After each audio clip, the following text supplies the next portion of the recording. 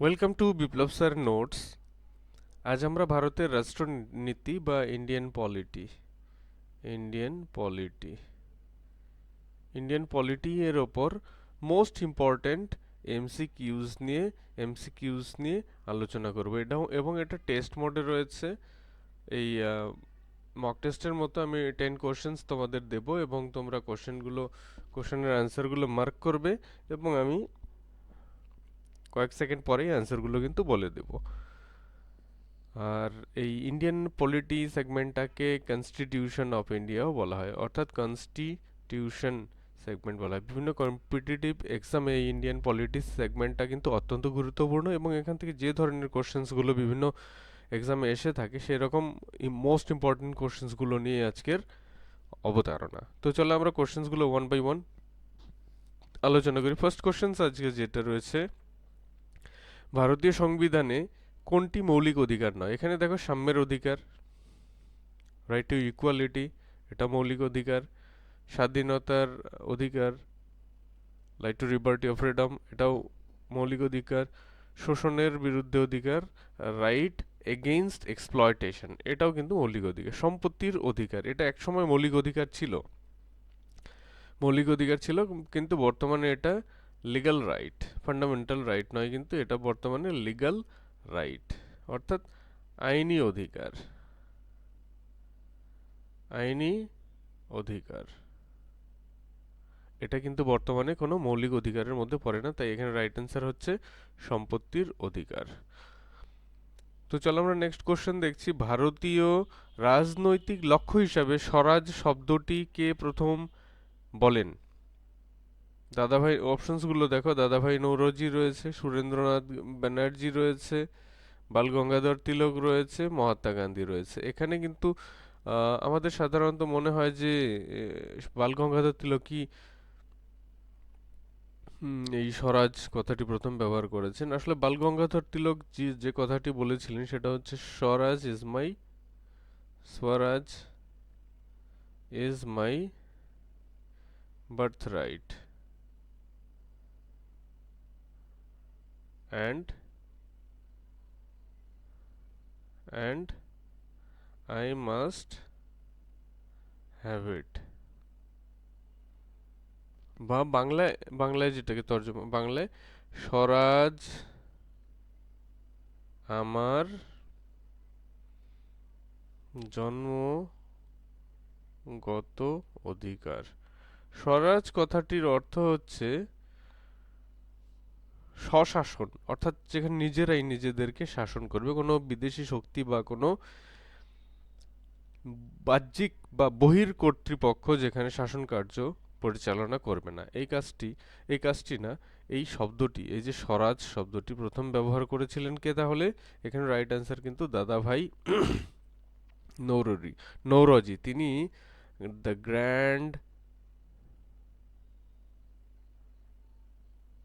Old man নামেও পরিচিত। এখানে আরেকটি কথা মনে রাখবে, এই দাদাভাই নৌরোজি ছিলেন প্রথম প্রথম ভারতীয় যিনি ব্রিটিশ পার্লামেন্টের ব্রিটিশ পার্লামেন্টে পার্লামেন্টের সদস্য নির্বাচিত হন। বোঝা গেল? অর্থাৎ ভারতীয় ছিলেন, কিন্তু তিনি ব্রিটিশ পার্লামেন্টে House of Commons House of কমন্সের মেম্বার হন এবং তিনি 1895 সাল এই সময়কালে তিনি ব্রিটিশ পার্লামেন্টের সদস্য ছিলেন। চলো আমরা এবার নেক্সট কোশ্চেনে চলে যাব। দেখো, একটা কোশ্চেন থেকে আমরা কতগুলো কোশ্চেন জেনে নিলাম। দাদাভাই নৌরোজি তিনি স্বরাজ শব্দটি প্রথম ব্যবহার করেন, তিনি grand old man of India নামে পরিচিত, তিনি প্রথম ভারতীয় যিনি ব্রিটিশ পার্লামেন্টের সদস্য নির্বাচিত হন, এবং স্বরাজ ইজ মাই বার্থ রাইট এই কথাটি বাল গঙ্গাধর তিলকের, এবং দাদাভাই নৌরোজি ব্রিটিশ পার্লামেন্টের হাউস অফ কমন্সের মেম্বার বা সদস্য ছিলেন তিনি 1892 থেকে 95 এই সময়কালে তিনি ব্রিটিশ পার্লামেন্টের সদস্য ছিলেন। তো চলো আমরা নেক্সট কোশ্চেন দেখব। ভারতে কেন্দ্র ও রাজ্যের মধ্যে আর্থিক সম্পর্ক দেখে বা আর্থিক সম্পর্ক বা আর্থিক বন্টন সঠিকভাবে যে আর্থিক বন্টন হয় কেন্দ্র ও রাজ্যের মধ্যে তার জন্য যে সংস্থাটি গুরুত্বপূর্ণ ভূমিকা পালন করে সেটি হচ্ছে অর্থ কমিশন। মনে রাখবে যে প্রতি 5 বছর অন্তর এভরি 5 ইয়ার্স প্রতি 5 বছর অন্তর অর্থ কমিশন বা ফিনান্স কমিশন ফিনান্স কমিশন নিযুক্ত করে ভারত সরকার। নীতি আয়োগ জানবে যে নীতি আয়োগ আগে পরিকল্পনা কমিশন ছিল 1914 সালের আগে।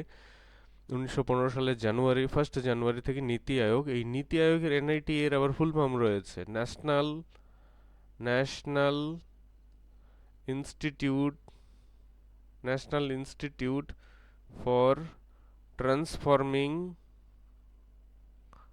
National institute for transforming India, এই নীতি কথাটির ফুল ফর্ম। এবং মনে রাখবে আগে ছিল পরিকল্পনা কমিশন বা প্ল্যানিং কমিশন। এই পরিকল্পনা কমিশনের x officio chairman K? Prime minister of India. Similarly বর্তমানে যে নীতি আয়োগ রয়েছে তার চেয়ারম্যানও কিন্তু পিএম অফ ইন্ডিয়া। তো চলো আমরা নেক্সট কোশ্চেনে চলে যাই। কোশ্চেন নম্বর 4, সংবিধানের নির্দেশমূলক নীতি এটাকে ইংলিশে বলা হয় directive principles of state policy. রাষ্ট্রনীতি কথাটি যদিও নেই, directive principles of state policy এই ধারণাটি নেওয়া হয়েছে কোথা থেকে? United States of Soviet Russia সংবিধান থেকে? না। আইরিশ সংবিধান থেকে? হ্যাঁ, আয়ারল্যান্ডের কনস্টিটিউশন থেকে কিন্তু directive principles of state policy বা নির্দেশমূলক রাষ্ট্র পরিচালনার নির্দেশমূলক নীতির ধারণাটি নেওয়া হয়েছে আয়ারল্যান্ডের কনস্টিটিউশন থেকে। তাহলে এই দুটো আর হচ্ছে না। এবং মনে রাখবে যে ভারতকে একটি কল্যাণকর অর্থাৎ জনকল্যাণকর অবশ্যই রাষ্ট্র হিসাবে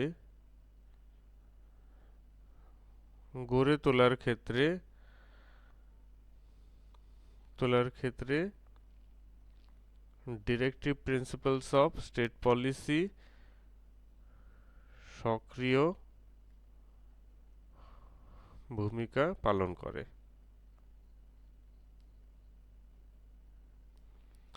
কল্যাণকর রাষ্ট্র হিসেবে গড়ে তোলা অর্থাৎ ডিরেক্টিভ প্রিন্সিপালস অফ স্টেট পলিসির মধ্যে রয়েছে পঞ্চায়েতি রাজ সিস্টেম এবং ইকুয়াল ওয়ার্ক ইকুয়াল পে, সমবেতন সমকাজের জন্য সমবেতন, যেখানে পুরুষ স্ত্রীর মধ্যে ভেদাভেদ করা যাবে না। এরকম কিছু অনেক নির্দেশমূলক নীতি রয়েছে যার মাধ্যমে একটি কল্যাণকর রাষ্ট্র প্রতিষ্ঠার কিন্তু ভিত্তি প্রতিফলিত হয়। তো চলো আমরা নেক্সট কোশ্চেন দেখব। ভারতের রাষ্ট্রপতি নির্বাচিত হন, দ্য প্রেসিডেন্ট অফ ইন্ডিয়া। ইনি হচ্ছেন আর্মড ফোর্সের বা সশস্ত্র বাহিনীর আর্মড ফোর্সের সুপ্রিম কমান্ডার। ভারতের রাষ্ট্রপতি হচ্ছেন আর্মড ফোর্সের সুপ্রিম কমান্ডার, সর্বোচ্চ কমান্ডার। মনে রাখবে। আচ্ছা, ভারতের রাষ্ট্রপতি নির্বাচিত হন প্রত্যক্ষভাবে জনগণের দ্বারা? না। প্রত্যক্ষভাবে জনগণের দ্বারা 3টি নির্বাচনই হয় ভারতে। একটা হচ্ছে পঞ্চায়েত জেনারেল ইলেকশন, আর একটা হচ্ছে বিধানসভা বা স্টেট লেজিসলেটিভ অ্যাসেম্বলি ইলেকশন, আর একটা হচ্ছে লোকসভা ইলেকশন। এই 3টি ইলেকশনই ডিরেক্টলি জনগণের দ্বারা, প্রথমে তো পঞ্চায়েত প্রতিনিধি, দ্বিতীয়তে রাজ্য বিধানসভার প্রতিনিধি এবং তৃতীয় লোকসভার দ্বারা লোকসভার প্রতিনিধি নির্বাচিত হন। কিন্তু ভারতের রাষ্ট্রপতি কিন্তু ডাইরেক্টলি জনগণের দ্বারা নির্বাচিত হননি। সুতরাং অপশন এ হচ্ছে না। রাজ্যসভার সদস্যদের দ্বারা? না, এটাও হচ্ছে না। সংসদের উভয় কক্ষের সদস্যদের দ্বারা, হ্যাঁ, সংসদের উভয় কক্ষের সদস্য তো থাকেই, প্লাস থাকে কি এমএলএরা থাকে, অর্থাৎ স্টেট লেজিসলেটিভ অ্যাসেম্বলির মেম্বাররা থাকে। তাহলে একমাত্র ডিতেই দেখো সেটা রয়েছে, নির্বাচিত এমপি। নির্বাচিত এমপি মানে Lok Sabha LS plus RS, Lok Sabha এবং রাজ্যসভার নির্বাচিত MP plus MLA, state MLA. এই তিন ক্যাটেগরির সদস্যরা কিন্তু ভারতের রাষ্ট্রপতি নির্বাচনে ভোট প্রদান করে থাকেন। তো চলো আমরা নেক্সট কোশ্চেনে চলে যাই।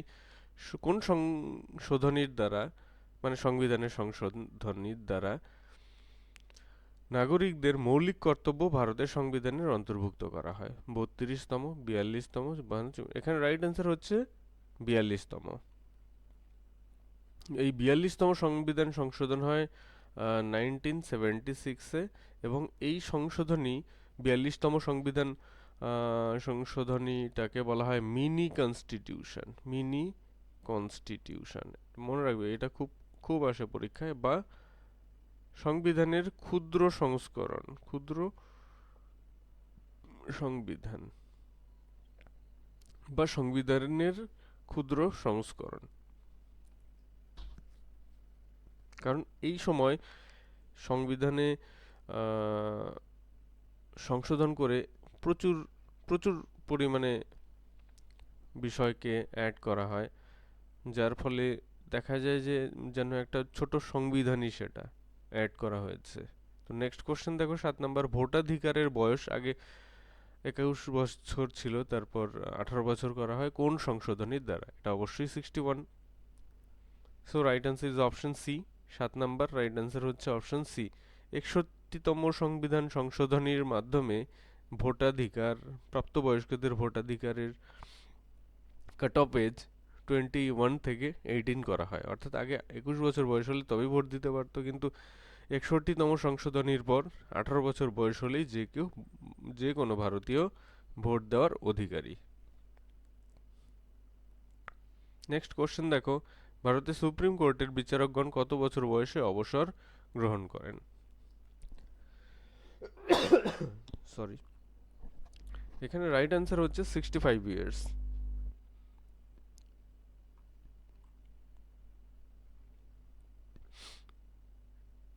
অর্থাৎ 65 বছর বয়সে সুপ্রিম কোর্টের বিচারকগণ অবসর গ্রহণ করেন।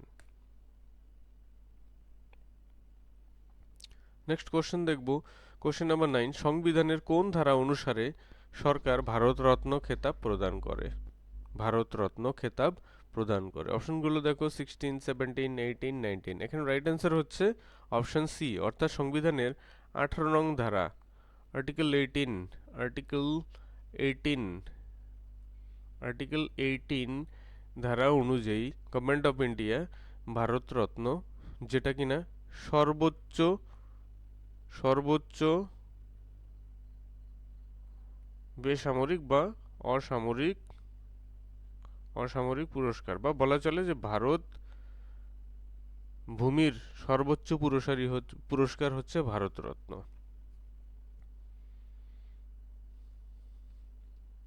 তারপর কি রয়েছে? পদ্মবিভূষণ, পদ্মভূষণ এবং পদ্মশ্রী। তো এখানে রাইট অ্যান্সার হচ্ছে অপশন সি। চলো আমরা নেক্সট কোশ্চেন দেখব, আজকের লাস্ট কোশ্চেন। ভারতের রাষ্ট্রপতি একটি অঙ্গরাজ্যে বা স্টেটে রাষ্ট্রপতি শাসন জারি করতে পারেন কোন ধারা অনুযায়ী? 156? না। 256? না। 356? হ্যাঁ, 356 ধারায় রয়েছে স্টেট ইমার্জেন্সি। স্টেট ইমার্জেন্সি অর্থাৎ কোনো রাজ্যে যদি জরুরি অবস্থা জারি করার থাকে তাহলে 356 ধারা প্রয়োগ করা হয়। 360 ধারায় রয়েছে ফিনান্সিয়াল ইমার্জেন্সি, অর্থাৎ যদি দেশে বা দেশের কোনো অংশে যদি আর্থিক জরুরি অবস্থা জারির মতো পরিস্থিতি তৈরি হয়,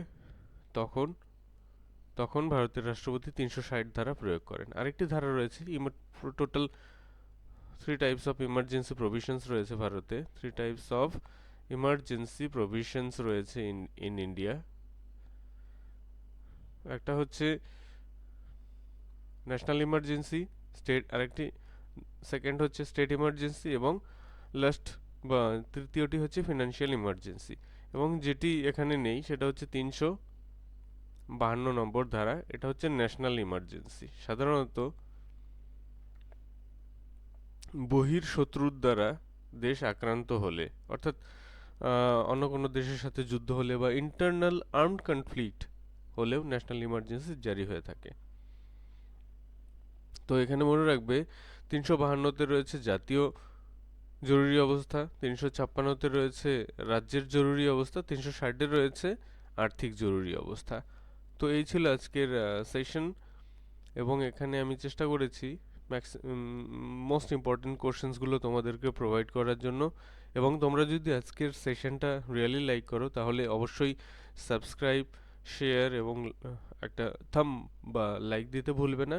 এবং এরকম hundreds of scores of mock test বা টেস্ট সিরিজ যদি তোমরা পেতে চাও তাহলে চ্যানেলটিকে সাবস্ক্রাইব করে এর সাথে থাকবে, এবং আশাও করব আমি তোমাদেরকে আমার লেভেল বেস্ট হেল্প করতে পারবো to explore more fully the syllabus for different competitive exams. So thank you again for watching the video.